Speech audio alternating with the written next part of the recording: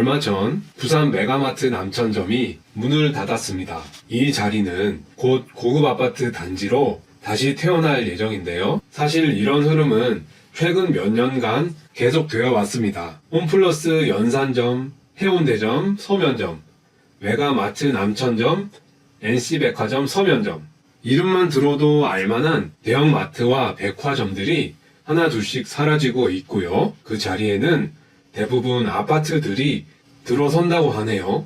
이유는 복합적입니다. 온라인 쇼핑몰이 확산이 되고, 그리고 부산의 인구 유출 문제까지 겹치면서 이런 대형마트나 백화점의 수익성이 점점 낮아진 거죠. 부동산 개발은 결국 수익을 따라 움직입니다.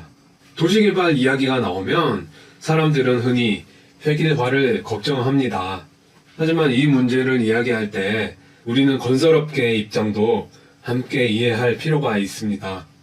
그래서 부산의 아파트 중심 개발이 가진 장단점을 살펴보고 어떻게 균형점을 찾을 수 있을지 고민도 필요합니다. 아파트 중심 개발이 선호되는 이유가 무엇일까요? 가장 큰 이유는 역시 경제적인 효율성과 수익성인 것 같네요. 아파트는 제한된 도시공간 안에서 최대한 많은 주거를 공급할 수 있고요. 건설사 입장에서는 안정적이고 예측 가능한 수익 모델이 되어 왔죠. 또한 주택 수요 충족 측면에서도 아파트는 긍정적입니다. 기사에 따르면 2024년 기준 부산의 30년 이상 노후주택 비율이 무려 69%에 달한다고 하네요. 부산은 서울과 경기도에 이어서 인구수와 세대수가 세 번째로 많은 대도시인데요. 이런 상황에서 노후주택을 대신할 수 있는 현대식 아파트 공급은 필수적인 선택이라고 할 수 있습니다. 아파트는 외진 설계, 에너지 효율, 스마트홈 기능 등 보다 안전하고 현대적인 주거 환경을 제공할 수 있다는 점도 중요한 이유입니다. 그리고 도시 인프라 측면에서도 아파트 단지 개발은 장점이 있어요. 상하수도, 전기, 교통 인프라를 대규모로 집중 설치할 수 있어서 비용을 크게 줄일 수 있고요. 대중교통 노선을 효율적으로 배치할 수도 있습니다. 수요자 입장에서도 아파트는 편리합니다. 24시간 돌아가는 보안 시스템이 있고요. 주차하기도 편리하죠. 엘리베이터도 있고 커뮤니티 시설까지 있습니다. 가정에 노인이나 자녀를 둔 그런 가구에는 아주 중요한 요소들이죠. 무엇보다 아파트는 자산 가치가 안정적이잖아요. 그래서 우리나라 사람들이 가장 선호하는 주거 형태가 된 이유이기도 합니다. 또 하나, 대규모 아파트 재개발은 지역 경기 활성화를 시키죠. 긍정적입니다. 남천동 메가마트 부지 개발만 하더라도 수천 명의 직간접적으로 고용 효과가 예상되고 있습니다. 하지만 아파트 중심 개발에는 분명한 문제점도 존재합니다. 첫째로 도시 경관의 다양성이 감소하죠. 부산만의 독특한 지형과 해안선, 이 아름다운 풍경이 획일적인 아파트 단지로 대체될 위험이 있습니다.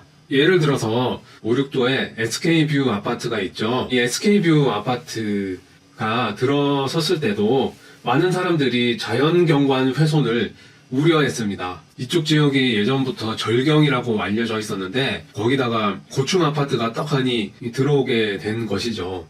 그래서 그리스의 유명한 해안도시, 관광지이자 유명한 해안도시인 산토리니와 비교되기도 했습니다.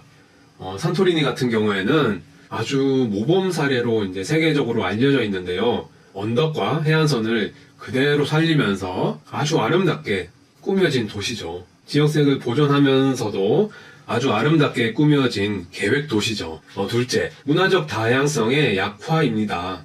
추억이 깃든 거리와 다양한 인프라는 장기적으로 보면 도시의 자산이 될 수 있고 브랜드가 될 수 있잖아요. 명물, 도시의 명물이라고 하죠. 그런데 이게 수익성 논리로만 개발이 진행되면 이런 브랜드 형성의 맥이 끊긴다는 거죠. 최근 사례인데요. 광안리 해변에 34년 동안 운영되던 게스후라는 곳이 있습니다. 전통 레스토랑이 있었는데요.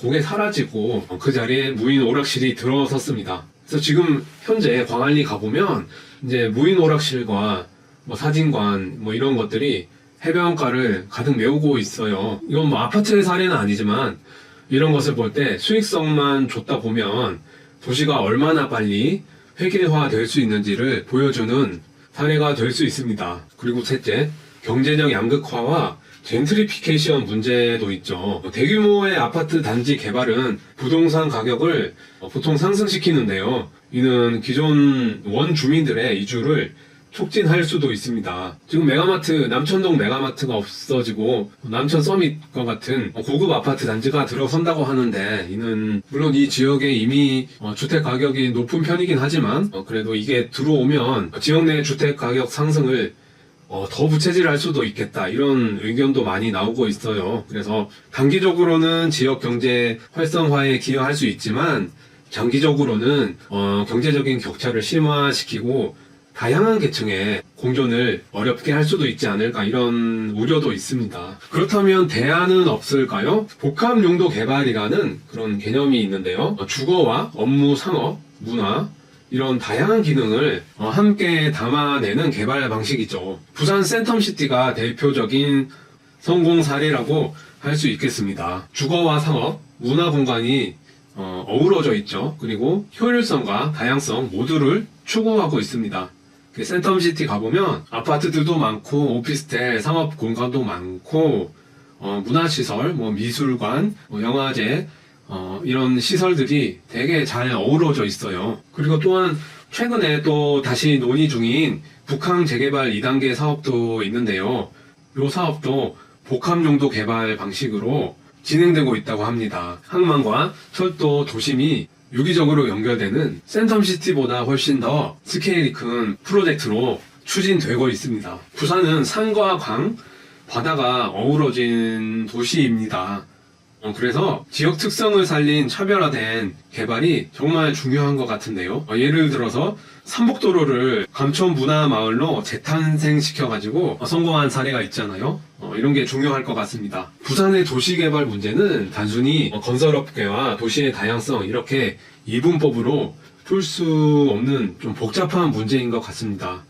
건설업계의 효율 추구도 도시 발전에는 꼭 필요한 동력인데요. 하지만 도시의 다양성을 잃어버린다면 장기적으로는 결국 경쟁력 약화로 돌아올 수 있잖아요. 그래서 아파트를 짓는 것만으로는 부산의 미래를 담보할 수 없습니다. 그래서 이보다 한 단계 더 나아가서 살고 싶고 머물고 싶은 매력적인 도시를 함께 만들어 나가는 것, 그게 바로 부산 건설 생태에서 필요한 과제가 아닐까 생각합니다. 철근 커플러 전문가 아로씨였습니다.